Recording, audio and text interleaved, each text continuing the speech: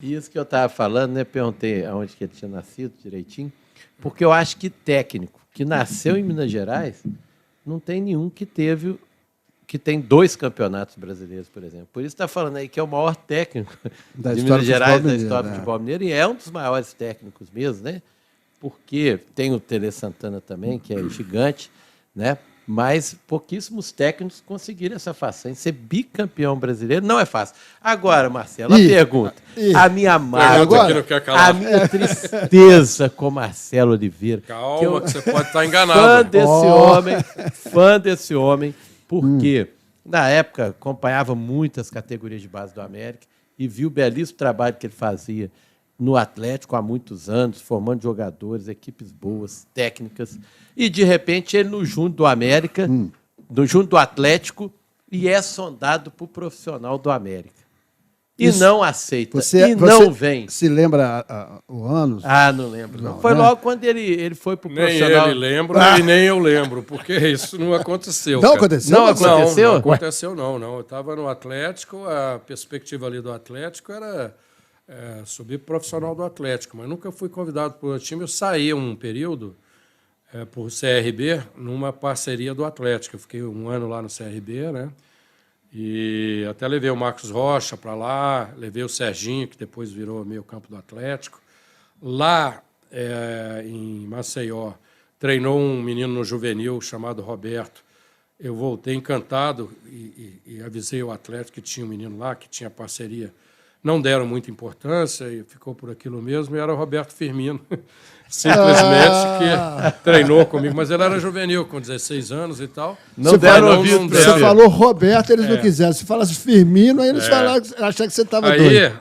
Eu acho assim, depois que eu virei profissional... Você virou profissional quando, assim? Eu cheguei no Atlético na base em 2001. Em 2002 eu treinei, mas eu treinava assim esporadicamente, na passagem de um técnico para o outro. Em 2003 eu fui efetivado, mas aí acabei saindo e voltei em 2004. E aí treinei também em 2008 como efetivo do Atlético. Aí e nesse meio tempo, 2009 que você foi fazer carreira solo mesmo? Fui, aí fui para Ipatinga, depois Paraná Clube, Curitiba, e aí fui. Mas a história do América é a seguinte, não foi essa época. Uma outra época, o América me sondou, mas eu já estava com um compromisso verbal com outro clube. E aí não deu para ir. E em outras épocas, eu me interessei em ir para o América, queria muito, mas aí também não foi concretizado, porque o América não escolheu outro técnico. Então eu estava magoado com você por uma fake news da época. Sem razão. É verdade. Não, porque também... O América, eu acho assim, o América é um time de imensa tradição, né? O América, o torcedor às vezes não comparece tanto, mas a gente vê tanto torcedor, né, falando, se dizendo americano. Eu acho que isso ainda vai voltar a botar 40 mil pessoas, 20, né, no estádio.